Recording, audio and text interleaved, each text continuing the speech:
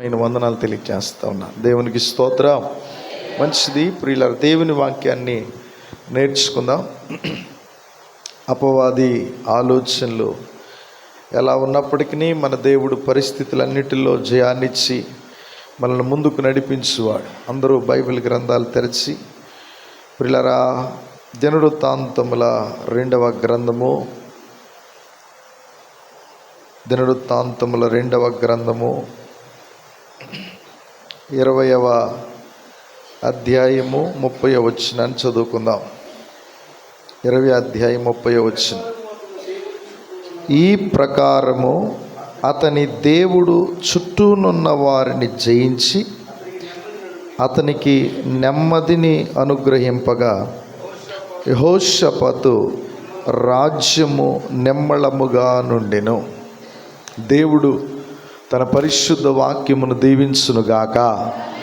మనందరితో ఈ రాత్రి ప్రభువే సూటిగా తేటగా స్పష్టంగా మాట్లాడునుగాక. ప్రభువే మనల్ని సరిచేయునుగాక. ప్రభువే మనల్ని స్థిరపరచునుగాక. మహిమ మేఘమునెక్కుటకు కావలసిన సకల సంపూర్ణత వాక్యమైన దేవుడు మనకు అనుగ్రహించునుగాక. ఆమేన్. మంచిది ప్రియులారా, జాగ్రత్తగా దేవుని వాక్యాన్ని విందాం. యెహోషాపాతును గూర్చి అనేక పర్యాయాలు దైవజనుల ద్వారా మీరు వినుండొచ్చు. మరొకసారి పరిశుద్ధాత్మ దేవుడి రాత్రి మనతో మాట్లాడుతూ ఉండగా, ఆసా కుమారుడైనటువంటి యెహోషాపాతు 35 సంవత్సరాల వయసులో తన తండ్రి మృతి పొందిన తరువాత సింహాసనాన్ని అధిష్ఠించి యోధా రాజ్యాన్ని పరిపాలించడానికి అతను నిలవబడ్డాడు. దాదాపు 25 సంవత్సరాలు యోధా రాజ్యాన్ని అతడు పరిపాలించాడు. ఈ 25 సంవత్సరాల్లో అనేక ఎత్తు పల్లాలు, అనేక ఒడిదుడుకులు, అనేక రకాలైనటువంటి అవరోధాలు అయినప్పటికీ దేవుని కృపలో ఎంతగానో దేవుని చేత బలపరచబడి దేవుని సన్నిధిని అనుభవిస్తూ వర్ధిల్లుచు ముందుకు వెళుతూ వచ్చాడు. ఇక్కడ చదివిన భాగాన్ని మనం గమనించినప్పుడు యెహోషాపాతు గానొక సమయంలో కష్ట సమయంలో ఉన్నాడట, కష్టకాలంలో ఉన్నాడట. ఎంత కష్టకాలం అంటే, యెహోషాపాతు రాజ్యం మీదకి 3 రాజులు మాట కలుపుకొని దండెత్తి వచ్చి నాశనము చేద్దాము, దోచుకుందాం అని ఆలోచన కలిగి వారు అడుగులు వేయడానికి సిద్ధపడినప్పుడు ఆ సంగతి విన్నటువంటి యెహోషాపాతు చాలా భయముతోనూ వేదనతోనూ ఈ అననుకూల పరిస్థితి, ఈ కష్టము నుండి ఎలా బయటపడాలని ఆలోచిస్తూ ఒక మంచి నిర్ణయాన్ని తీసుకున్నాడు. ఆ కష్ట సమయంలో అతడు వేసిన అడుగులు, తీసుకున్న నిర్ణయాలు దేవుని హృదయాన్ని, దేవుని మనస్సును, దేవుని ఆలోచనలను ఎంతగా కదిలించినవంటే, దేవుడే వారి విషయంలో కలగజేసుకుని వారికంటే ముందు దేవుడే యుద్ధ రంగంలోనికి దిగి వారు అనుకున్న దానికంటే ఆశ్చర్యంగా వారు యుద్ధ భూమిలోనికి వెళ్ళేటప్పటికీ ఆయన యుద్ధము చేసి ముగించేశాడు. అబ్బా, మీ అందరికీ మరొకసారి వందనాలు. నేను ఎందుకు వందనాలు చెప్పాను మీకు ఇప్పుడు? హల్లెలూయా, హల్లెలూయా, హల్లెలూయా. ఏం చేశాడట దేవుడు? అతడు కష్టములో ఉండగా దేవుడే వారి విషయములో పూనుకొని, వారి విషయములో కలగజేసుకొని, వారి విషయములో చొరవ తీసుకొని, వారు యుద్ధ భూమిలోనికి వెళ్ళే సమయానికి వారికంటే ముందు ఆయన అక్కడికి వెళ్ళి యుద్ధము చేసి ముగించేసి నెమ్మదిని నిమ్మళమును యెహోషాపాతునికి ఇచ్చాడట. కొట్టు గట్టిగా, గట్టిగా హల్లెలూయా, హల్లెలూయా. చాలా సందర్భాలలో చాలామంది దేవుని సహాయాన్ని కోరినప్పుడు నేను మీకు తోడుగా ఉంటాను, మీరు వెళ్ళండి అని చెప్పారు ప్రభు. నేను మీకు సహాయం చేస్తాను, మీరు వెళ్ళి యుద్ధం చేయండి అన్నారు. నేను మీ పక్షంగా ఉంటాను, మీరు వెళ్ళి యుద్ధం చేయండి, శత్రువుతో పోరాడితే నేను మీకు జయాన్ని ఇస్తానని చెప్పిన సందర్భాలు ఉన్నాయి. కానీ ఇక్కడ సందర్భం ఏంటో తెలుసా? అతడు కష్ట సమయంలో పిల్లల తీసుకున్న నిర్ణయాన్ని బట్టి, వేసిన అడుగును బట్టి, కలిగి ఉన్నటువంటి ఉద్దేశాన్ని బట్టట దేవుడు స్పందించిన తీరు కానీ, ఆయన కలగజేసుకున్న విధానము కానీ, ఆయన వారికంటే ముందు వెళ్ళి యుద్ధము చేసినటువంటి ఆ పద్ధతి, ఆ పరిస్థితి కానీ ఒక రకంగా చూస్తే ఎంత ఆశ్చర్యమో. ఆయన ఎంతగా కలగజేసుకున్నాడంటే, కొడుకా నువ్వు ఇక్కడ ఉండు, అంత మాట నిన్ను అన్నాడా?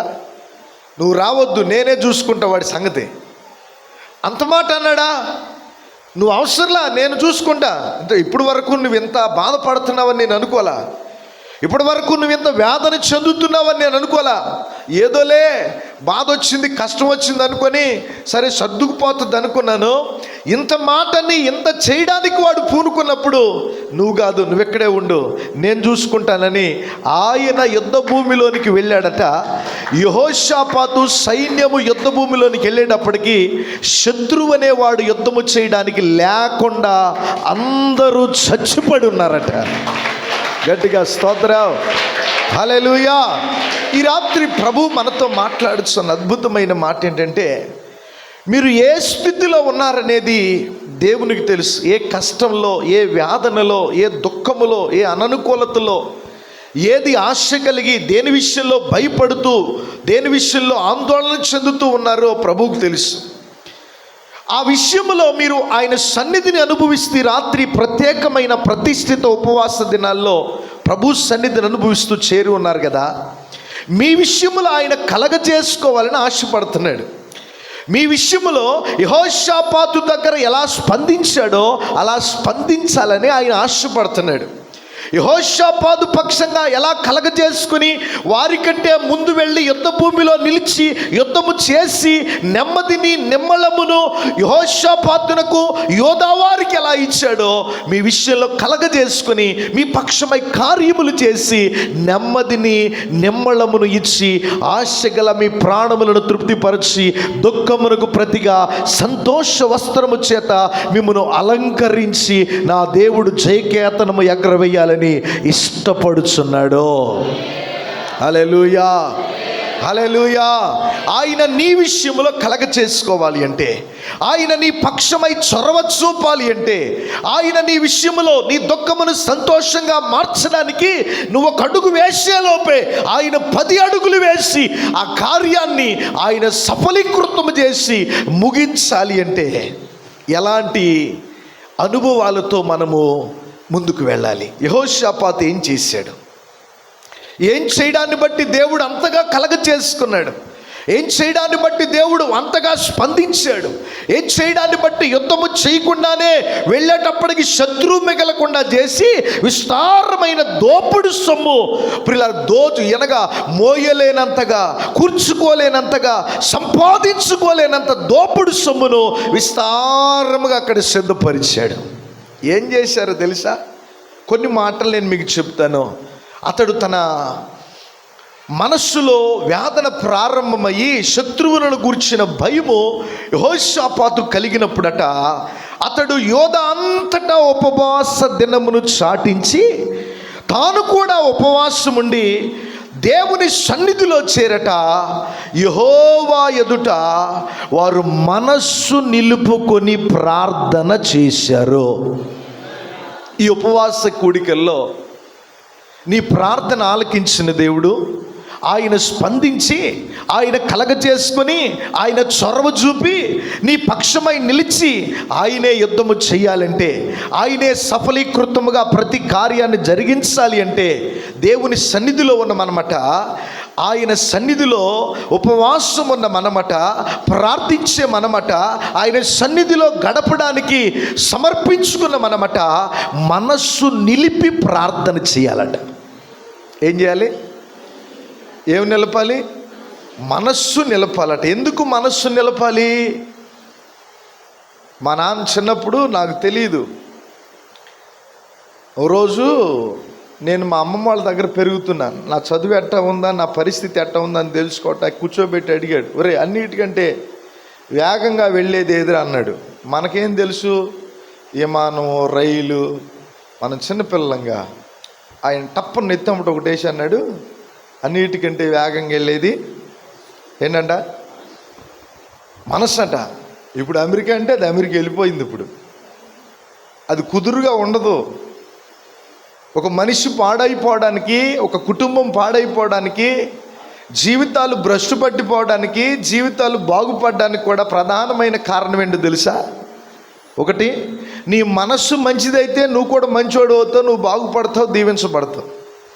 నీ మనస్సును ప్రియులరా గలిబిలి చేసుకొని మనసు మంచిది కాదనుకోండి ప్రియులరా, ఆ జీవితము, ఆ కుటుంబము, ఆ పరిస్థితులన్నీ పాడైపోతాయి. కొంతమంది అమాయకంగా అంటారు, వీడు మనిషి మంచోడే కానీ, మనసు మంచిదే కానీ వీడు మనిషి మంచోడు కాదంటారు.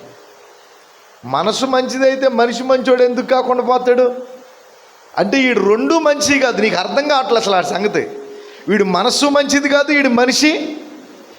మనసు మంచిదైతే మనిషి కూడా మంచోడు అవుతాడు. హల్లెలూయా. ఈ మనస్సు చాలా ప్రమాదకరమైనది. అందుకే ప్రభు మాట్లాడుతున్నారు, నీ మనస్సును బహు జాగ్రత్తగా. ఇశ్రాయేలీలతో చెప్తుంటున్నాడు, ఇదిగో ఓ ఇశ్రాయేలీలారా, మీరు కనాను దేశాలు అడుగు పెట్టడానికి సిద్ధపడి ముందుకు అడుగులు వేస్తున్నారు కదా. ఆ దేశంలోనికి వెళ్ళినప్పుడు అక్కడ 7 జాతులు వారు ఉన్నారు. హిత్తీలు, హివీలు, పెరిజీలు, గిర్గాషీలు, యబూసీలు, ఇలా 7 జాతులు వారు, అమోనీలు అనబడే 7 జాతులు వారు ఉన్నారు. వాళ్ళ దగ్గరికి వెళ్ళిన తరువాత వాళ్ళ పరిస్థితులకు, వారి అలవాట్లకు, వారి పద్ధతులకు, వారి నడకలకు, వారి ఆచారాలకు నువ్వు ఎక్కడ నీ జీవితంలో, నీ మనసులో చోటు ఇవ్వకుండా, ఒకవేళ నీ మనస్సు వాళ్ళలాగా ప్రవర్తించమని ప్రేరేపిస్తుందేమో, వాళ్ళలాగా నడుచుకోమని ప్రేరేపిస్తుందేమో, వాళ్ళలాగా బ్రతకమని ప్రేరేపిస్తుందేమో. అందుకే అక్కడికి అడుగు పెట్టిన తర్వాత ఏమన్నాడు తెలుసా? నీ మనస్సును బహు జాగ్రత్తగా కాపాడుకో. నీ మనస్సును బహు జాగ్రత్తగా కాపాడుకో. దావీదు ఒకరోజు దేవునికి ప్రార్థన చేస్తున్నాడు. ఆ ప్రార్థనలో దేవునికి ప్రార్థన చేస్తూ అంటాడు, ప్రభువా, యెహోవా, స్థిరమైన మనస్సును నూతనముగా. ఏ మనస్సు కావాలట? అందరూ చెప్పండి. ఈ మనసుకు ఏమి లేదు. దావీదు మనసుకు ఏది చూస్తే అది కావాలంటుంది. చూసిందల్లా కావాలని కోరుకుంటుంది మనసు. తనది కాని దానిని కూడా కావాలని కోరుకుంటుంది. స్థిరం లేకపోవడాన్ని బట్టి ఆయన దృష్టికి దోషి కాగా అది ఎత్తిపట్టి చూపించిన వెంటనే పశ్చాత్తాపడి దేవుని పాదాలు పట్టుకొని అన్నాడు, అయ్యా, ఇప్పుడున్న ఈ మనసుకు స్థిరం లేదయ్యా, చూచిందల్లా కావాలంటుంది. నాది కాదు అన్నా కూడా అదే కోరుకో. దాని కొరకు ఒకరిని చంపినా పర్లేదు, అన్యాయం చేసినా పర్లేదు, అక్రమం చేసినా పర్లేదు, ఏ దుర్మార్గపు చర్య చేసినా పర్లేదని నా మనసు ప్రేరేపించగా నేను ఉరియాను చంపించి తన భార్యను తీసుకుని వచ్చానయ్యా. ఇట్టి పనికి మాలిన స్థిరము లేని మనస్సు నాకొద్దు. స్థిరమైన మనస్సు నూతనముగా పుట్టించు. ఏ మనసట? హల్లెలూయా. ఏ మనసట? స్థిరమైన మనసు. కొన్నిసార్లు మన మనసు పాడైపోతుంది. మనది కాని దాన్ని కూడా ఆశిస్తూ ఉంటుంది. నీది కాని దాని వైపు ప్రియులారా చూడమని మనస్సు ప్రేరేపిస్తూ ఉంటుంది. నీది కాని దాని కొరకు అడుగులు వేయమంటది. నీది కాని దాని కొరకు ఏదైనా చేయమని, నీవు చేయకూడని వాటి వైపు, నువ్వు తినకూడని వాటి వైపు, నువ్వు నడవకూడని వాటి వైపు, నీవు ఆశించకూడని వాటిని అది ప్రేరేపిస్తుంది. ఏం అయిందిలే, చిన్నదేగా కానిచ్చేయి. ఈ స్థిరము లేని మనసు జీవితాలను పాడు చేస్తుంది. యేసయ్య మనస్సున్న మంచి దేవుడు. ఆయన ఎందుకు ఈ లోకానికి వచ్చాడంటే, మనస్సు మలినమైపోయిన మన బ్రతుకులను, మనలను మరలా మనస్సును మార్చి, నూతనమైన మనస్సునిచ్చి, ఆయన మనస్సును మనకిచ్చి, ఆయన పోలికలోనికి మనల్ని మార్చి యుగ యుగాలు ఆయనతో కూర్చుండబెట్టాలనే ఒక ఉన్నతమైన ఆలోచనతో, ప్రణాళికతో ఉన్నతమైన మహిమను విడిచి మానవ రూపికి ఈ లోకానికి దిగొచ్చాడు. గట్టిగా చప్పట్లు కొట్టు. హల్లెలూయా. అందుకే పౌలు గారు మాట్లాడుతూ అంటాడు కదా, క్రీస్తు యేసునకు కలిగిన ఈ మనస్సు మీరు కూడా కలిగి ఉండండి. ఆయన మనస్సు ఎలాంటిదో తెలుసా? పాపమును కోరుకొనని మనస్సు. ఆయన మనసు ఎలాంటిదో తెలుసా? ఎదుటివాడు బాధపడుతూ ఉంటే నాకెందుకు లేని కఠినమైనది కాదు, జాలిగల మనస్సు. ఆయన మనసు ఎలాంటిదో తెలుసా? ఎంత ఘోర పాపినైనా ప్రేమించే మనస్సు. ఆయన మనసు ఎలాంటిదో తెలుసా? తనదు కాని దానిని ఎప్పుడూ కూడా కోరుకోకుండా ప్రియులారా, దేవుని తండ్రి చిత్తము నెరవేర్చుట కొరకే దివారాత్రములు ముందుకు నడిపించేటువంటి మనసట. యేసయ్య మనస్సు మనందరికీ కావాలి. పరిశుద్ధాత్మ దేవుడు అట్టి మంచి మనస్సును మనకు దయచేయునుగాక. క్రీస్తు యేసునకు కలిగిన మనస్సు మనందరికీ దయచేయునుగాక. మన మనస్సు స్థిరం లేకపోతే మన జీవితాలు పతనమైపోతాయి. నీ మనస్సును బహు జాగ్రత్తగా కాపాడుకో. దినవృత్తాంతముల 2వ గ్రంథం 12వ అధ్యాయం 14వ వచనాన్ని మీరు చదివితే సొలొమోను కుమారుడైనటువంటి రెహబామును గూర్చి అక్కడ ఒక మాట రాయబడింది. చూడండి ప్రియులారా, సొలొమోను కుమారుడైన రెహబామును గురించి దినవృత్తాంతముల 2వ గ్రంథం 12వ అధ్యాయము 14వ వచనంలో ఒక మాట ఉంది. అతడు తన మనస్సు యెహోవాను వెదుకుటకు నిలుపుకొనక చెడు క్రియలు చేసెను. ఏం చేశాడట? యెహోవాను వెదుకుటకు తన మనస్సును నిలుపుకోలేదు, స్థిరం లేదు. రెహబాము సొలొమోను కుమారుడు. సొలొమోను చాలా గొప్పవాడు, దేవుని జ్ఞానం పొందినవాడు. సౌలు 12 గోత్రాలను పరిపాలించాడు. తరువాత దావీదు 40 సంవత్సరాలు 12 గోత్రాలను పరిపాలించాడు. తరువాత సొలొమోను ప్రియులారా 12 గోత్రాలను పరిపాలించాడు.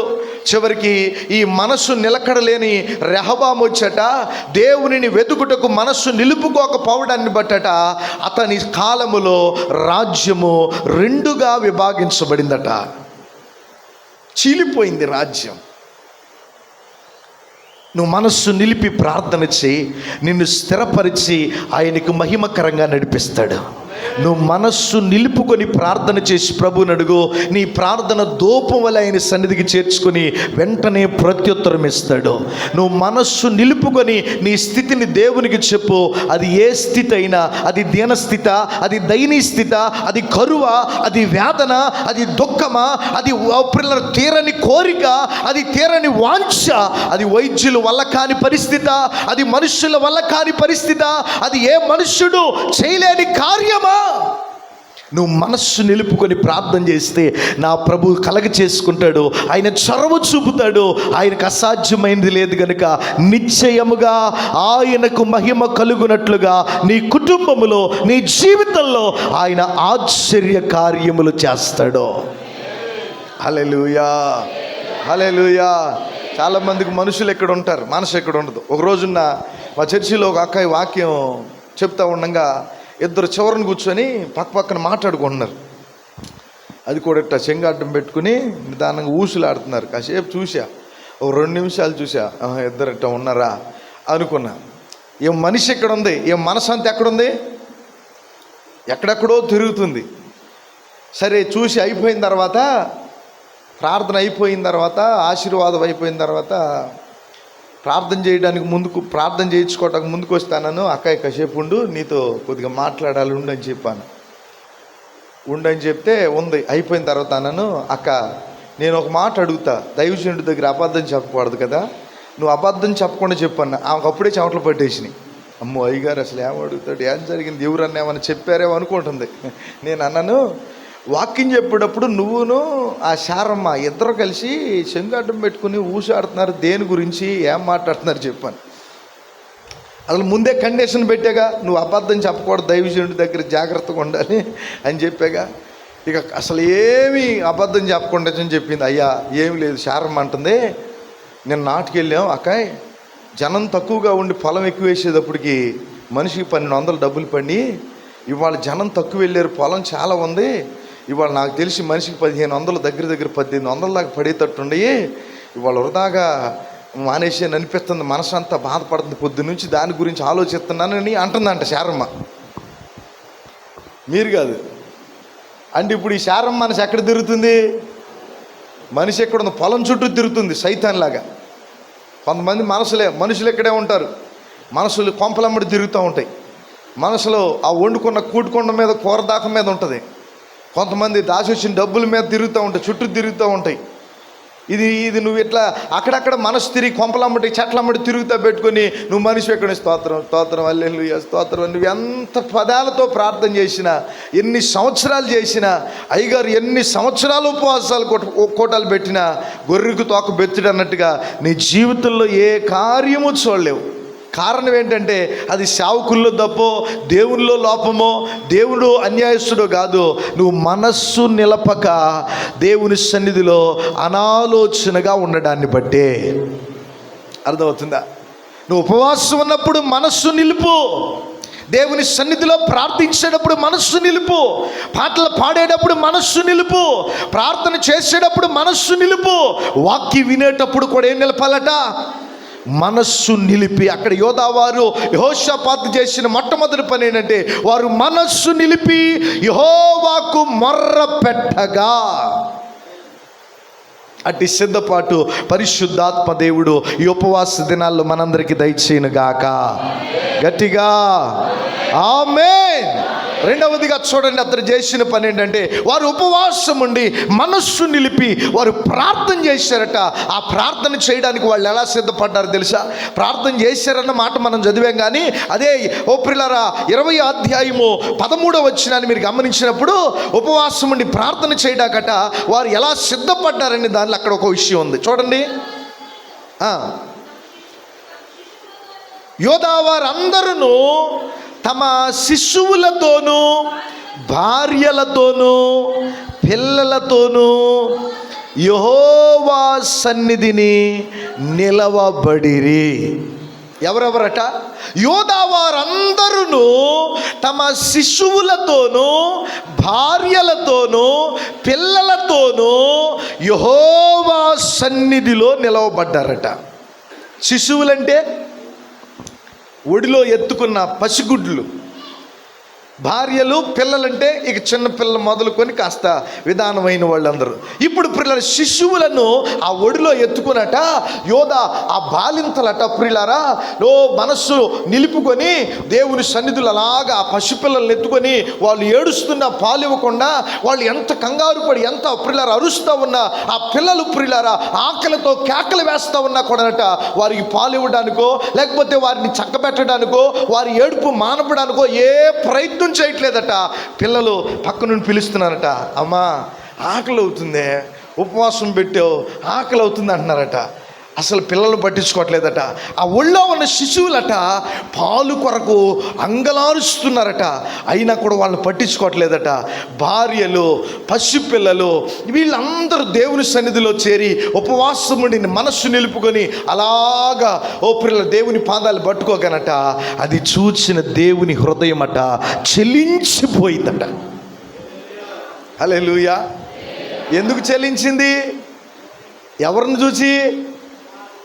ఆ చిన్న పిల్లల పక్కన కూర్చుని అమ్మా ఆకలి అవుతుందంటే ఉండండి, ఇప్పుడు ఆకలి కాదు, ఇప్పుడు మనము ఆకలిని భోజనం వైపో, ఇప్పుడు మనము సుఖం వైపో, ఇప్పుడు మనము సౌఖ్యం వైపో, ఈ కొద్దిసేపు సుఖపడదామనే ఆలోచన వైపో మనం మళ్ళుకుంటే శత్రువు వస్తాడు. మీలో ఒక్కడు మిగలకుండా ఈ యోధా రాజ్యములో యవనస్తులను బానిసలుగాను, స్త్రీలను పాడు చేసి పురుషులను దాసులుగాను, పసిపిల్లల ప్రాణములను తీసి వారిని కాల్చివేసి దేశమంతటిని పాడు చేస్తారు. ఈరోజు మనం మౌనంగా ఉండకూడదు. ఈరోజు మనము సుఖానికి అవకాశం ఇవ్వకూడదు. ఈ సమయంలో పిల్లల ఆకలి తీర్చడం కాదు, మనము చేయవలసింది ఒకటి, పసి పిల్లలు మొదలుకొని కడు వృద్ధుల వరకు శిశువులు మొదలుకొని ప్రతి ఒక్కరునట మనస్సు నిలిపి ఆయన సన్నిధిలో అటాగా నిలవబడి దేవుని వైపు చూస్తున్నారట. మీరు చూడండి, అడుక్కునేవాళ్ళు మనం వెళ్ళేటప్పుడు అప్పుడప్పుడు కారుల దగ్గరకు అడుక్కునే వాళ్ళు వస్తారు, లేదంటే మన ఇళ్ళ దగ్గరికి వస్తారు. అడుక్కునే వాళ్ళు మామూలుగా వస్తే ఒక్కొక్కళ్ళు అంటారు, ఏమ్మాయి కాళ్ళు చేతులు బాగానే ఉన్నాయిగా, ఏదైనా కష్టపడి పని అంటారు.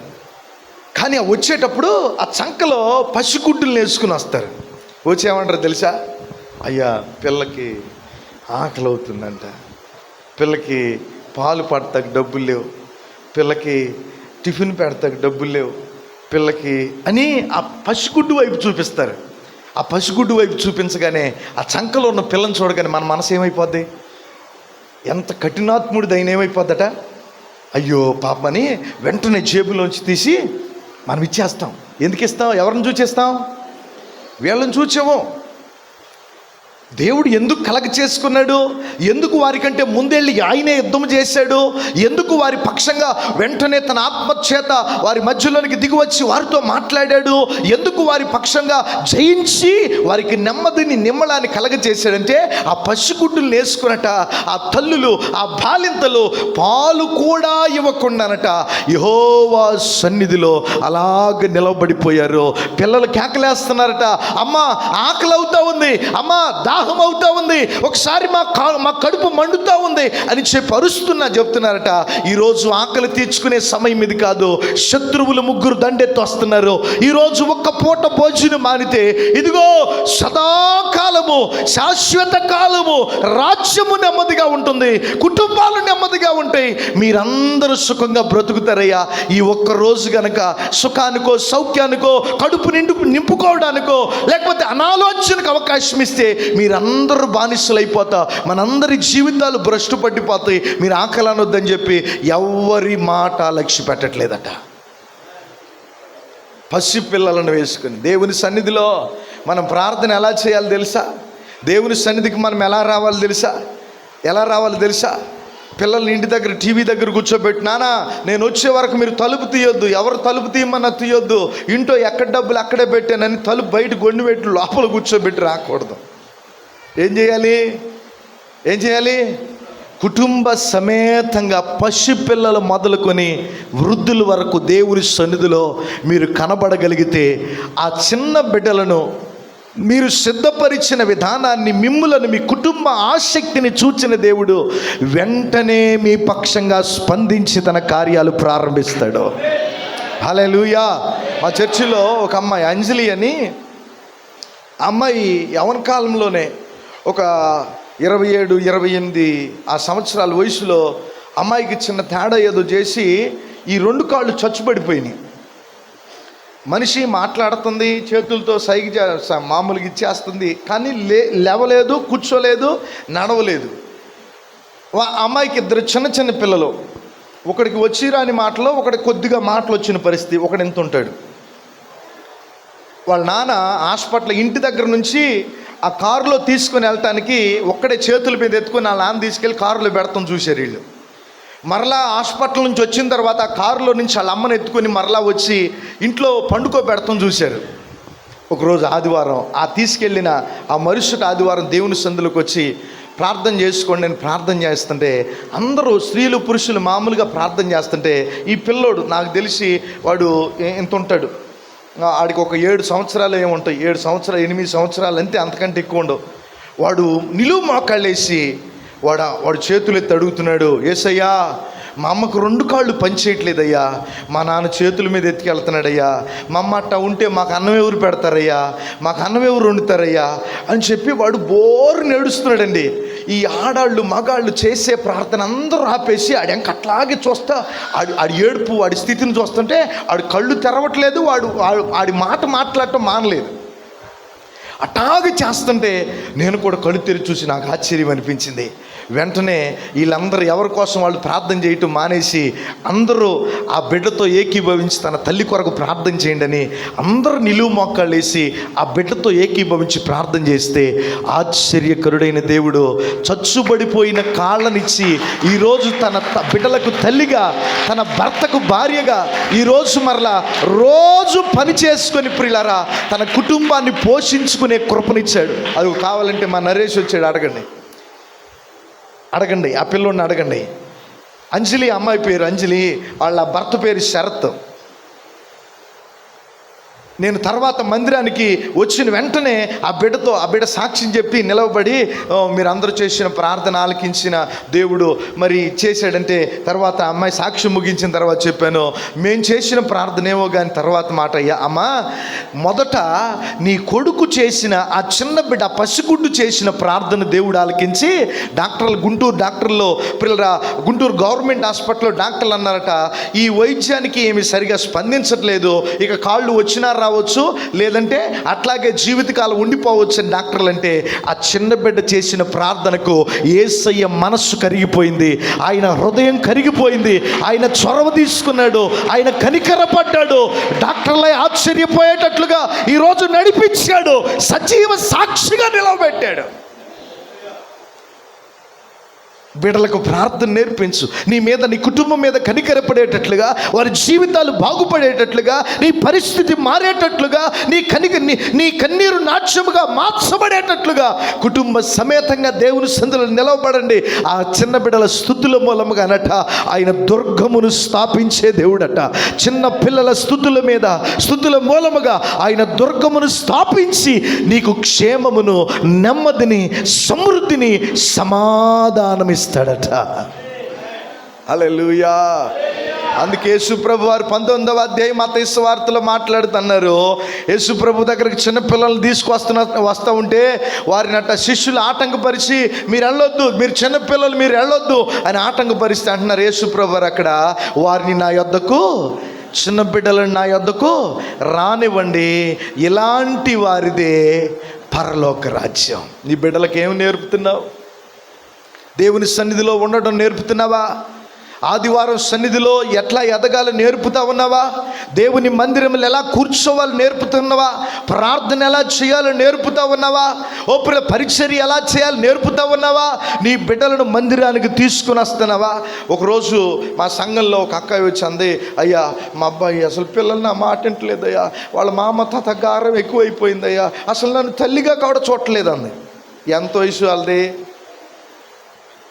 ఒకడు 7వ తరగతి, ఒక పిల్ల 4వ తరగతి, ఇంకొకడు 5 అనుకుంటాం మధ్యలో వాడు.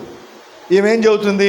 నా మాట వింటలేదయ్యా, వాళ్ళ నానమ్మ వాళ్ళ తాతయ్య బాగా గారం పెట్టి నా మీద లేనిపోయి నేను ఊరిపోసారయ్యా, అసలు నేను చెప్పిన మాట వినకుండా మందిరానికంటే రాకుండా వాళ్ళ కూర్చున్నారయ్యా, ఇంటి దగ్గరే ఉంటున్నారయ్యా. నువ్వేం చేసావన్నా? అడిగినా రావట్లేదయ్యా. వాళ్ళు రానప్పుడు నువ్వేం చేయాలి? ఏం చేయాలి? సెల్ ఫోన్ ఇచ్చి నాన్న చూసి ఆడుకో అని చెప్పి వచ్చేయాలా? నీ బాలుడను బెత్తము వాడని కుమారుడు తన తండ్రికి ఏమవుతాడట? వాడు వయసు ఎంత? లాగిపెట్టి ఒకటి దీస్తే రాడని నీ వెనకాల. వయసులో పెరిగి పెద్దోడై నీ అంత అయ్యాడనుకోండి, చెప్తే ఇక వాడి ఇష్టం. వాడు వయసు వచ్చింది కాబట్టి గమ్మును తల్లిదండ్రులకు దెబ్బ కొట్టలేరు. 4వ తరగతి చదివే పిల్లకు నువ్వు చెప్పలేకపోతున్నావు, 5వ తరగతి చదివే కొడుకు చెప్పలేకపోతున్నావు, 7వ తరగతి చదివేవాడు చెప్పలేకపోతే ఎవరికి చెబుతాకి నీ బతుకు? ఇంట్లో వాళ్ళకి చెప్పండి, వీధిలో వాళ్ళకి సువార్త చెబుతావు, ఎవరికి చెబుతావు? దేవుని సన్నిధిలో మనం ఎవరెవరు ఉండాలి? ఇక్కడ ఎవరెవరు ఉన్నారట? సిద్ధపడి దేవుని మందిరంలో ఎవరైనా నిలబడ్డారు? శిశువులు, స్త్రీలు, పిల్లలు, పురుషులు, ఒక్కరని కాదు, సమస్తం పసిగుడ్డులను తీసుకొని దేవుని సన్నిధిలో నిలవబడగా, ఆ పసి పిల్లలను చూచిన దేవుడు, ఆ చిన్న పిల్లలను చూచిన దేవుడు, ఆ తల్లుల సమర్పణ చూచిన దేవుడు, చనుబాలు కుడిచే పిల్లలకు సైతం పాలు ఇవ్వకుండా దేవుని కనికరము కొరకు, కటాక్షము కొరకు కనిపెట్టుచున్న వారిని చూచిన దేవుడు వెంటనే స్పందించాడు. చొరవ తీసుకుని ఆయన దిగి వచ్చేసి మాట్లాడడం ప్రారంభించాడు. హల్లెలూయా, హల్లెలూయా. నీ కృప నాకు చాలును, నీ కృపలేనిదే నే బ్రతుకలేను. అందరు కలిసి పాడుదాం. నీ కృప, నీ కృపలేనిదే నే బ్రతుకలేను, నీ కృపలేనిదే నే బ్రతుకలేను. జలరాశులన్నీ ఏకరాశిగా నిలచిపోయేనే నీ జనుల ఎదుట.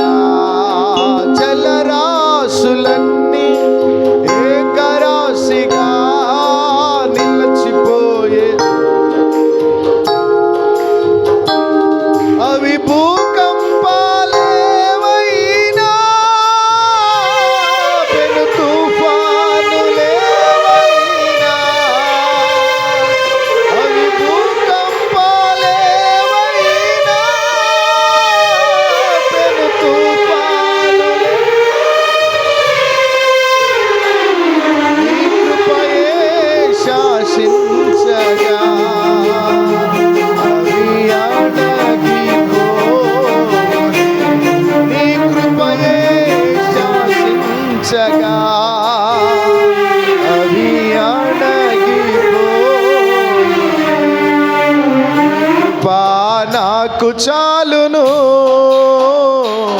నీ కృపలేనిదే నే బ్రతుకల్. నీ కృప నాకు చాలును, నీ కృపలేనిదే నే బ్రతుకల్. నీ కృపలేనిదే నే బ్రతుకల్. హల్లెలూయా. రెండు చేతులు పైకెత్తి స్తోత్రం చెప్దాం. హల్లెలూయా. దేవుని సన్నిధిలో దేవుడు చొరవ తీసుకొని వారి యుద్ధ భూమిలోనికి వెళ్ళడానికంటే ముందు ఆయనే కలగ చేసుకొని ఆయనే చొరవ చూపి వారికంటే ముందు వెళ్ళి వారితో శత్రువుతో యుద్ధము చేసి వారిని ప్రిలరా తుత్తునీలుగా మార్చి ఒక్కడు కూడా యుద్ధము చేయడానికి మిగలకుండా చేయడానికి గల రెండవ కారణం, పసిపిల్లలను శిశువులను తీసుకుని వెళ్ళట యెహోవా సన్నిధిలో అలాగ నిలబడిపోయారు. మన బిడ్డలు మన భోజనపు బల్ల చుట్టూ ఒలీవ మొక్కల వలె ఉండాలంటే వారు ఎక్కడ ఉండాలట? చెప్పాలి దేవుని సన్నిధిలో. గట్టిగా స్తోత్రం చెప్పండి. దావీదు అంటున్నాడు, నా కుమారులు ఎదిగిన మొక్కల వలె ఉన్నారు, నా కుమార్తెలు నగరునికై చెక్కబడిన మూల కంబముల వలె స్తంభాల వలె ఉన్నారని తన బిడ్డలను బట్టి అతిశయపడుతున్నాడు. రేపు మన బిడ్డలను బట్టి మనం అతిశయపడి, నా కుమారుడు అంత అయ్యాడు, నా కుమారుడు నా చేతికి వచ్చాడు, నా కుమారుడు ఇదిగో నా మాట జవదాటట్లేదు, నేను చెప్పినట్టు వింటున్నాడు, నా కూతురు నేను చెప్పినట్టు వింటుంది, ఇక నాకు ఆస్తులతో పని లేదు, నా కూతురు నా కొడుకే ₹1,00,00,000 సమానమని రేపొద్దు నీ బిడ్డల గురించి నువ్వు పలకాలంటే వారిని బాల్యము నుంచి ఎక్కడ పెంచాలట? దేవుని సన్నిధిలో పెంచండి. దేవుని మందిరంలో ఎదిగేటట్లుగా సిద్ధపరచండి. దేవుని పరిచర్య వారికి నేర్పించండి. దేవుని సేవకుని దగ్గర ఎలా మాట్లాడాలో నేర్పించండి.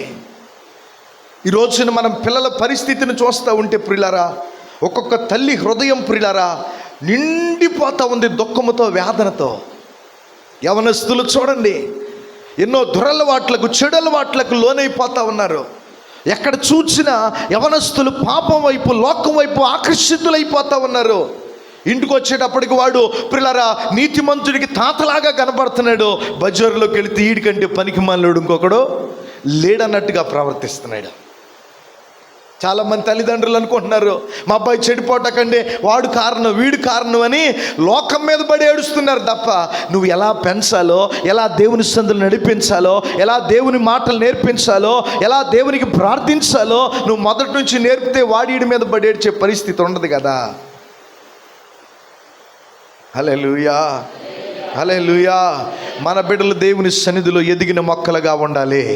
మన బిడ్డలు ద్రాక్ష తీగలుగా ఎదగాలి. లోతుగా నాటబడి పైకి ఎదిగి ఫలించేవారిగా మన బిడ్డలు ఉండాలి.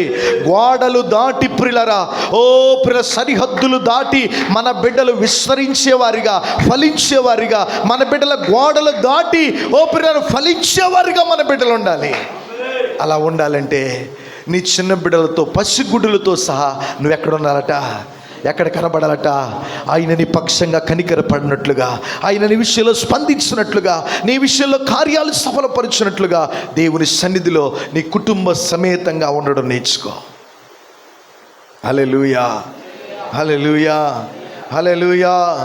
గట్టిగా రెండు చేతులు పైకి స్తోత్రం చెప్దా. మూడవదిగా ప్రియులారా, ఎందుకు దేవుడు అంత చొరవ తీసుకొని ఆయనే యుద్ధము చేసి ఆయనే జయించి, ఎవరు జయించారట? ఆయనే జయించి యోధా వారికి నెమ్మదిని నిమ్మళమును కలగజేశాడు. ఆయనే జయించి.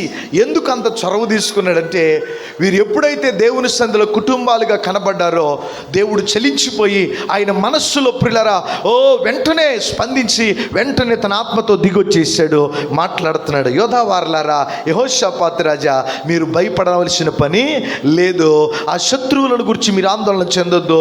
మీరు నిలవబడండి. మీ పక్షంగా మీ దేవుడైన యెహోవా యుద్ధము చేయబోతున్నాడని చెప్పారు. ఎప్పుడైతే దేవుడు మాట్లాడడం ప్రారంభించాడో, ఆ మాట్లాడే దేవుని వాక్కుని వినగానేనట వీరందరూ, యెహోషాపాతు రాజు కానీ యోధావారు కానీ ప్రజలందరూనట యెహోవాను స్తుతించిరి. మాట్లాడగానే దేవుడు మాట్లాడినప్పుడు ఏం చేశారట? చెప్పాలి. హల్లెలూయా. మనం ఆరాధించే దేవుడు ఎవరో తెలుసా? ఎవరు? మాట్లాడని దేవుడా? చెప్పాలి. మాట్లాడే దేవుడా, మాట్లాడని దేవుడా? హల్లెలూయా. ఆయన మాట్లాడే దేవుడు, నీతో మాట్లాడతాడు. ఆయన నిన్ను తన వాక్కు ద్వారా దర్శించినప్పుడు నువ్వేం చేయాలి? ఆయన మాట్లాడే దేవుడు అని నీకు అర్థమైనప్పుడు, ఆయన మాట్లాడినప్పుడు నువ్వు ఆయనను స్తుతించడం నేర్చుకోవాలి. కొంతమంది దేవుడు మాట్లాడినప్పుడే ఆయన మాటలు పెడచెవిని పెట్టేస్తూ ఉంటారు. కొంతమంది ఆయన అలాగే మాట్లాడతారన్నట్టుగా ఎక్కడో మనసు పెట్టేసి ఉంటారు. ఆయన మాట్లాడింది వీళ్ళకి అర్థమే కాదు. నువ్వు దేవుడు నీతో మాట్లాడుతూ ఉన్నాడు అని అర్థమైనప్పుడు వెంటనే నువ్వేం చేయాలట? ఆయనను స్తుతించడం నేర్చుకోవాలి. గట్టిగా స్తోత్రం చెప్పండి. మూడవదిగా ఇప్పుడు యోధా వారు యెహోషాపాతు ఏం చేశారంటే, వారు యెహోవాను స్తుతించారు. ఎప్పుడెప్పుడు స్తుతించారు అంటే కనుక, ఒకటి, ఆయన తన ఆత్మచేత దిగి వచ్చి వారితో మాట్లాడినప్పుడు ఏం చేశారట వారు. మనం ఎప్పుడు స్తుతించాలి? మనం దేవుణ్ణి ఎప్పుడు స్తుతించాలి? మనం పాట పాడతాం, దేవుణ్ణి స్తుతించుడి అప్పుడప్పుడు. అవునా? అవసరం వచ్చినప్పుడు, కష్టం వచ్చినప్పుడు, బాధ వచ్చినప్పుడు, దుఃఖం వచ్చినప్పుడు అప్పుడైనా స్తుతించేది? ఎప్పుడు స్తుతించాలి? ఎల్లప్పుడూ. గట్టిగా స్తోత్రం చెప్పండి. ఎల్లప్పుడు అంటే నీకు సంతోషంలో స్తుతించాలి, దుఃఖం వచ్చినప్పుడు, లాభం వచ్చినప్పుడు స్తుతించాలి, నష్టం వచ్చినప్పుడు చెప్పాలి. అందరు నోరు తెరవాలి. లాభం వచ్చినా స్తుతించాలి, నష్టం వచ్చినా స్తుతించాలి. ఏ స్థితిలో ఉన్నా స్తుతించడమే నిజ క్రైస్తవుని యొక్క ప్రధానమైన లక్షణం. నిజ క్రైస్తవుడు అంటే సంతోషం కలిగినప్పుడు, లాభం కలిగినప్పుడు, దీవెన కలిగినప్పుడు, కృపకు పొందినప్పుడు, సుఖంగా ఉన్నప్పుడు, ఇట్లాంటప్పుడు స్తుతించేవాడు నిజ క్రైస్తవుడు కాదు, నామకార్థ క్రైస్తవుడు. లాభం వచ్చినా, నష్టం వచ్చినా, సంతోషం కలిగినా, దుఃఖం కలిగినా, అన్నీ పొందుకున్నా, అన్నీ కోల్పోయినా. యోబుని మీరు చూడండి. ఏబట అన్నీ కోల్పోయినప్పుడు ఒకడు పరుగెత్తుకొని వచ్చి అంటున్నాడు, పశువులు, మందలు అన్నీ కోల్పోయినాడని వాడు పరుగెత్తుకొని వచ్చి యోబుతో చెప్తున్నాడట, అయ్యా అన్నీ పోయినాయి అని చెప్పాడట. ఏమన్నాడు యోబు? ఇంత అన్యాయం చేస్తాడా దేవుడు అన్నాడా? ఏమన్నాడు? హల్లెలూయా, హల్లెలూయా. మా ఊళ్ళో ఒక ఆమె ఉంది, ఆమె పేరు వేస్తారమ్మా. గేదె ఈనిందంట, దూడ దగ్గర రానివ్వట్లేదంట, పాలు ఇవ్వట్లేదంట. దగ్గర కూర్చొని పాలు పిండిదామని దూడ దగ్గర రానివ్వట్లేదు, పాలు పిండిదామని కూర్చుని తంతుందట. అయ్యా నాకు జీవనాధారం అదేనయ్యా, అది దూడనే రానివ్వట్లేదు, మనిషిని దగ్గర రానివ్వట్లేదు, దానికి ఏదో దెయ్యం పట్టినట్టుందయ్యా. గేదకు దెయ్యం పట్టిందంట. గేదకు కాదు పట్టింది దెయ్యం, ముందు ఏమకే. దేవునికి స్తోత్రం, హల్లెలూయా. ఏమకే దెయ్యం పట్టింది. ఇది అన్నది అసలు దేవుడు నా నోటికాడు కుడి తీసేసాడయ్యా. అసలు అది ఈనింది ఎంతసేపు అవుతుంది ఈ ధ్యానానికి? ఈయన ఎంతసేపు అవుతుంది? పొద్దున పూట ఈనింది. దాని కడుపులో ఏ బాధ ఉందో, దానికి ఎక్కడే బాధ ఉందో మనకు తెలియదు, దాని నోరు లేదు కాబట్టి. ఆ సాయంత్రానికే పొద్దున పూట ఈనింది, మధ్యాహ్నానికి దూడ రానివ్వట్లేదంటే సాయంకాలానికి ఏం పాలు చేద్దామని ఆ జును పాలు కోసం కూర్చుని అట్లా అంటేనే కాలుతో తన్నిందంట. వచ్చేసి అంటుంది, దేవుడు ఎంత అన్యాయం చేస్తాడు, నా నోటికాడు కుడి తీసేస్తాడు అనుకోవాలి. చిన్న ఆటికి దేవుని గురించి మనం మాట్లాడే మాటలు నీ భక్తిని బయలుపరిచేస్తున్నాయి కదా. మరలా దేవుని మహాకృపను బట్టి ఆ సాయంకాలం ప్రార్థన చేసాం, 2వ రోజునికి మరి లీటర్ పాలు ఇచ్చింది, 3వ రోజుకు శుభ్రంగా జున్ను వండుకుని కడుపు నిండా తినేసింది. మొత్తం వారం రోజులు తాగేసింది, ఒకటే తాగేసి వచ్చింది, మొత్తం తాగేసింది. ఇక 7వ రోజు కాడి నుంచి మళ్ళీ ఎత్తుకెళ్ళి పోసేస్తుంది. మరి దేవుడు ఇప్పుడు న్యాయం చేశాడా? మనోళ్ళు ఏంటి తెలుసా? అవకాశవాదులు. అందుకే జుట్టు చెప్పండి. ఎప్పుడు స్తుతించాలి దేవుణ్ణి?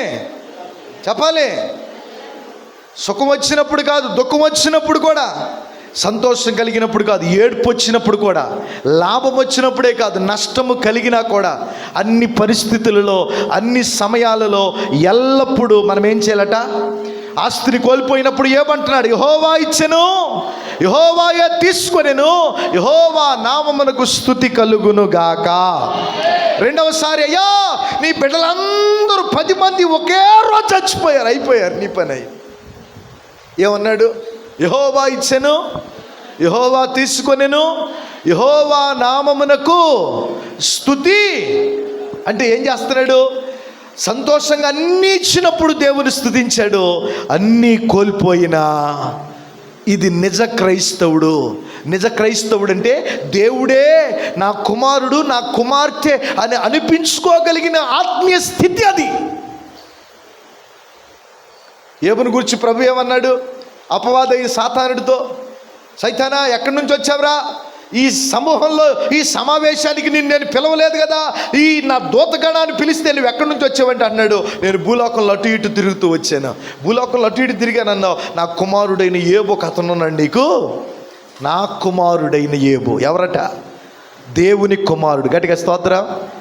దేవుని సన్నిధిలో నువ్వు దేవుణ్ణి అన్ని సమయాలలో స్తుతించడం నేర్చుకోవాలి, అన్ని పరిస్థితుల్లో స్తుతించడం నేర్చుకోవాలి, ఎల్లప్పుడూ స్తుతించాలి. ఏం చేయాలట? మనం పాట పాడతాం అంతేగాని అన్ని పరిస్థితుల్లో స్తుతించలేం, అన్ని సమయాల్లో స్తుతించలేం, కష్టంలో స్తుతించలేం, కరువులో స్తుతించలేం, దుఃఖం కలిగినప్పుడు స్తుతించలేం, బాధ కలిగినప్పుడు స్తుతించలేం. దేవుడు అన్నీ ఇస్తే కనుక మనము తిని ప్రియులారా తృప్తి పొందినప్పుడు దేవుని స్తుతించగలుగుతా. ఇది నిజ క్రైస్తవ జీవితం కాదు. పాడండి, అందరూ కలిసి పాడండి. దేవుని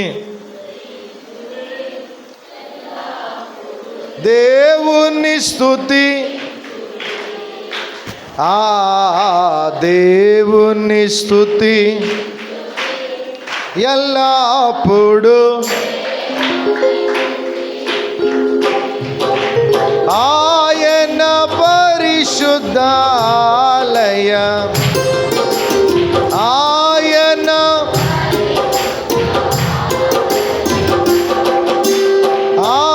ఆయన సన్నిధిలో, ఆయన సన్నిధిలో ఎల్లప్పుడు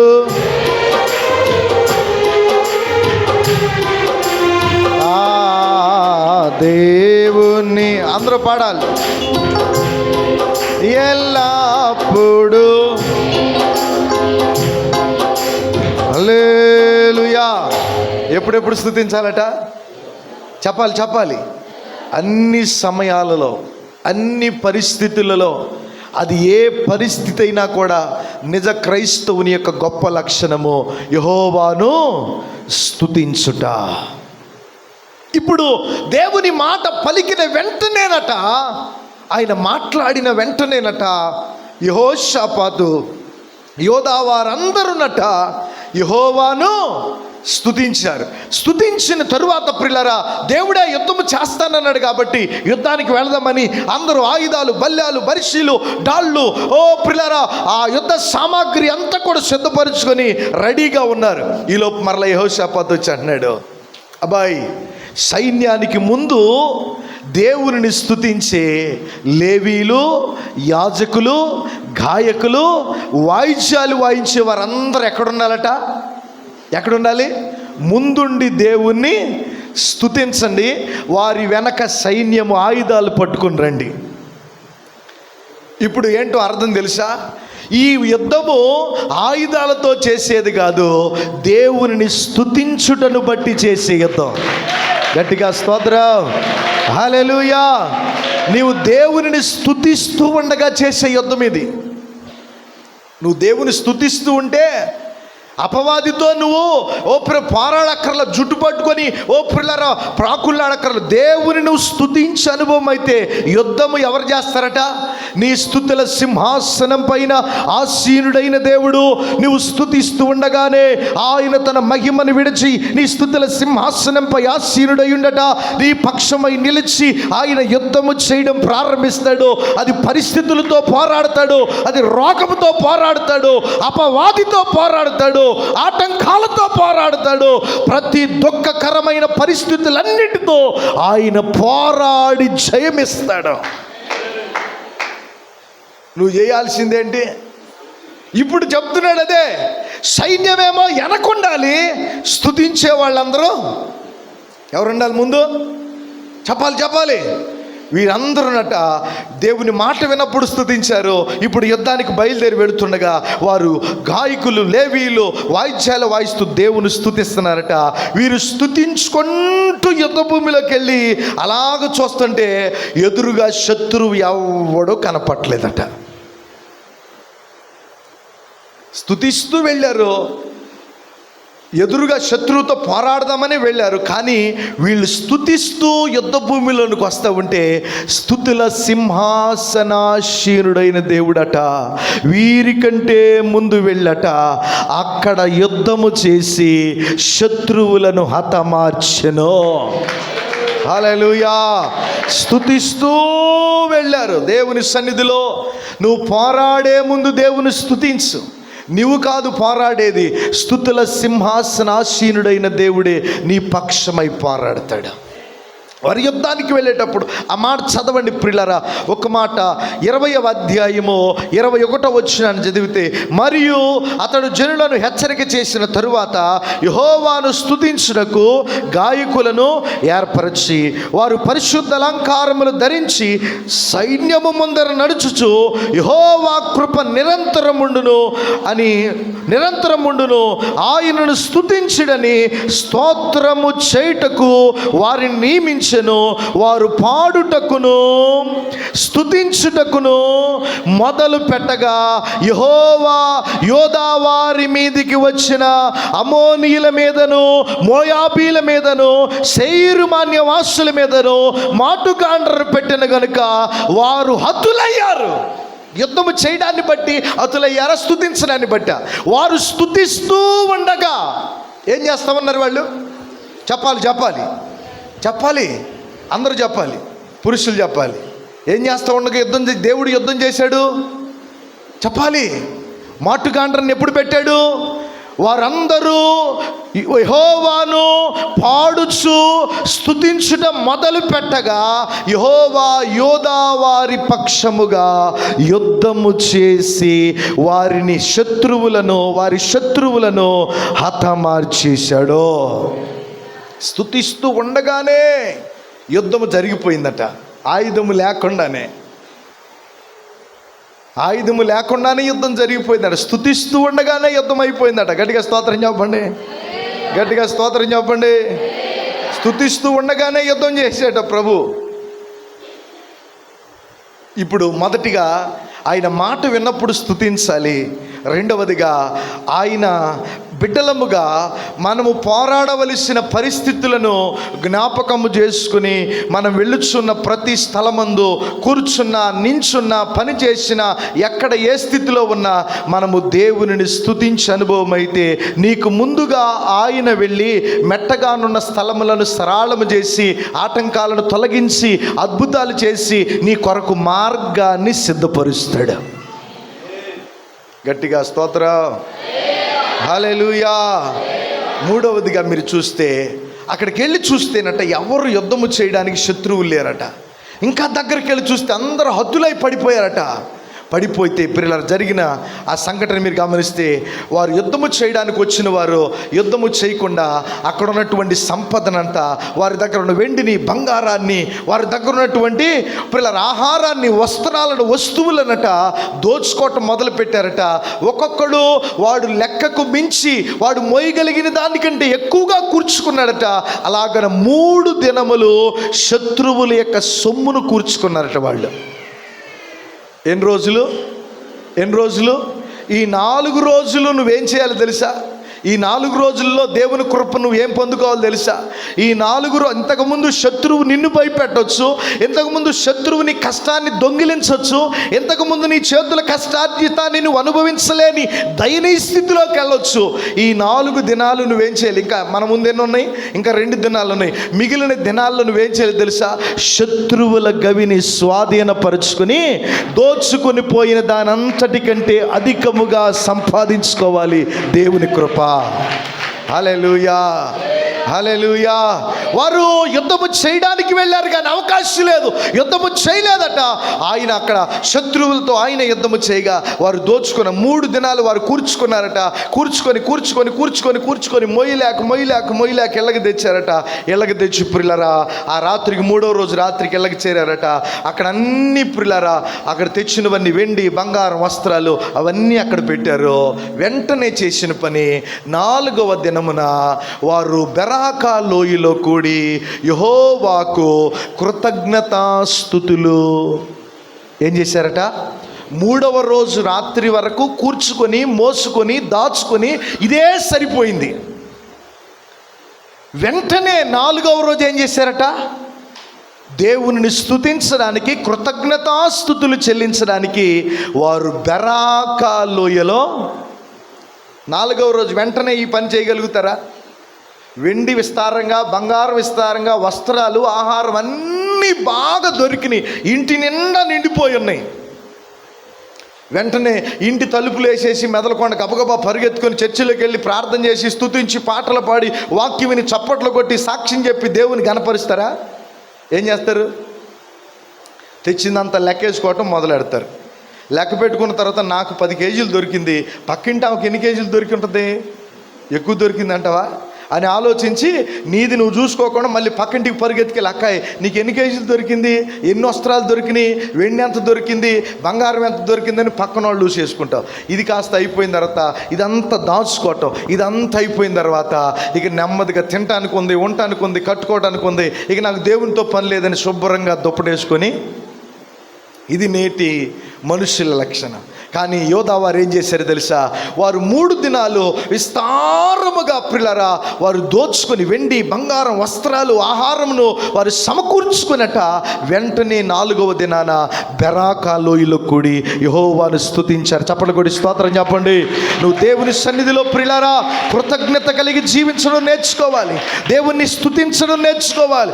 దేవుడు చేసిన ఉపకారములలో దేనిని మరువకుండా, ఆయన చేసిన ఉపకారములను చూచుకుంటూ మురిసిపోకుండా, ఆయన ఇచ్చిన సమృద్ధిని అనుభవిస్తూ సుఖానికి అలవాటు పడకుండా, ఆయన చేసిన అద్భుతాలను బట్టి స్మరించుకుంటూ ఇంటిలో కూర్చొని ఊసాడుకోకుండా ఏం చేయాలట?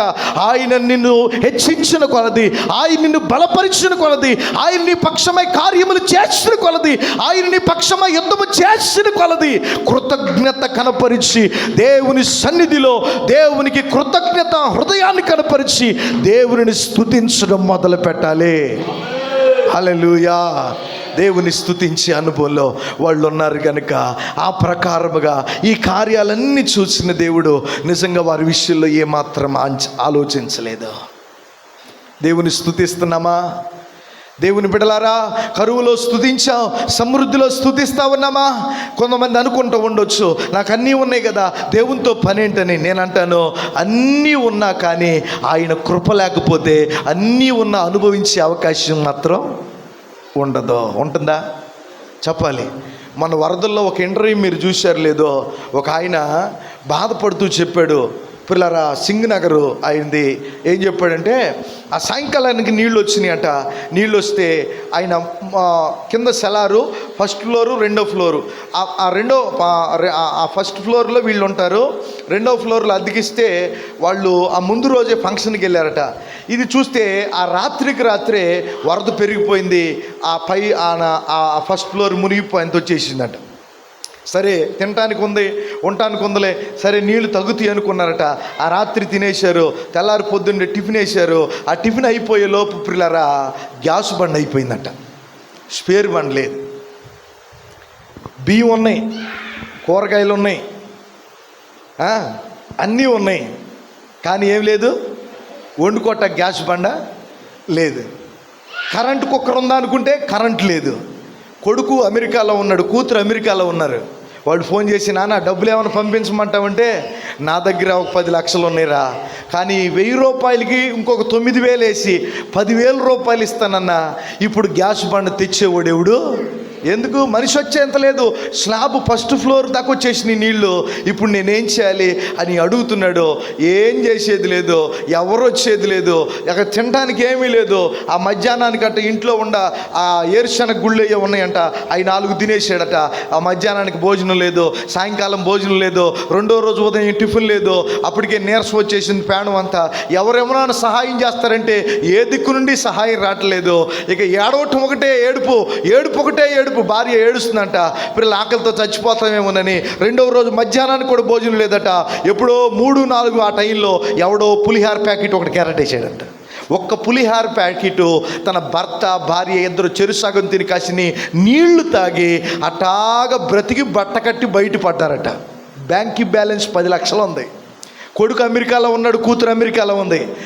ఈ నిమిషాల ప్రకారం కావాలంటే ఒక 10 లక్షలు పంపిస్తారు. కానీ అక్కడ జరిగిన సిచ్యువేషన్ మనం ఎప్పుడు కూడా అనుకోవచ్చు, నాకు అన్నీ ఉన్నాయి కదా, దేవునితో పని ఏంటని నువ్వు అనుకోవచ్చు. అన్నీ ఉన్నా దేవుని కృప లేకపోతే కలిగిన వాటిని అనుభవించడానికి అవకాశం ఉండదు. గుర్తుపెట్టుకో, మనం ఎన్ని కలిగి ఉన్నా, ఏ స్థితిలో ఉన్నా కృతజ్ఞత కలిగిన వారమై, ఆరోగ్యం ఇచ్చిన దేవుణ్ణి, ఆయుష్నిచ్చిన దేవుణ్ణి, ఓ పిల్లరా అన్నిటిని సమకూర్చిన దేవుణ్ణి, అన్ని పరిస్థితులను అనుకూలపరిచి ఎందరికో లేని గొప్ప రక్షణ, ఎందరికో లేని గొప్ప భాగ్యము, ఎందరికో లేని ఆ మహాకృప మనకు అనుగ్రహించిన దేవునట మనసారా ఆయన సన్నిధిలో చేరి కృతజ్ఞత నిండిన హృదయాలతో దేవునిని ఘనపరచడం నేర్చుకోవాలి. కృతజ్ఞత అర్పణలు దేవునికి చెల్లించడం నేర్చుకోవాలి. దేవుణ్ణి హెచ్చించడం నేర్చుకోవాలి. దేవునికి మహిమ ఘనత ప్రభావములు ఆరోపించుట నేర్చుకోవాలి. అలాగ మనము చేయుటకు పరిశుద్ధాత్ముడు మనలను సిద్ధపరచునుగాక. కలిగిన దానిని బట్టి కాక సమస్తమును కలగజేసిన దేవునికి ఎల్లప్పుడూ కృతజ్ఞులమై బ్రతుకుదుముగాక. మనం ఏమై ఉన్నామో అది కేవలము దేవుని దయ వలన మాత్రమేనని తలంచిన మనము ఎల్లప్పుడూ ఆయన సన్నిధిలో నిత్యము కృతజ్ఞత అర్పణలు చెల్లిస్తూ, కృతజ్ఞతాస్తుతులు అర్పిస్తూ ఆయన కృపకు మునుపటి కంటే అధికముగా పాత్రులమై ఆయన మహిమ గల రాకడ కొరకు సిద్ధపడి ముందుకు అడుగులు వేయుదముగాక. ఆమేన్, ఆమేన్. ఆ ప్రకారముగా దేవుడే యుద్ధమును జయించి యోధా వారికి నెమ్మదిని నిమ్మళమును కలగజేశాడు. ఆయనిచ్చే నెమ్మది నీకు కావాలా? ఆయనిచ్చే నిమ్మళము నీకు కావాలా? ఆయనిచ్చే ఆశీర్వాదం నీకు కావాలా? ఆయన కృపను పొందాలని ఆలోచన నీకుందా? ఆయన మందిరంలో మేలు చేత తృప్తి పడాలనే ఆ ఉద్దేశం నీకుందా? ప్రభుతో మాట్లాడి ప్రభుకు నీవు అప్పగించుకొని యోధా వారు ఏం చేశారో నువ్వు అది చేయడానికి సిద్ధపడు. వారి పక్షమై స్పందించిన దేవుడు, చొరవ తీసుకున్న దేవుడు, అడుగులు వేసిన దేవుడు, వారికంటే ముందు వెళ్ళి యుద్ధం చేసిన దేవుడు నీ పక్షమై ఈ ఉపవాస దినాలలో అద్భుతాలు చేయబోతున్నాడు.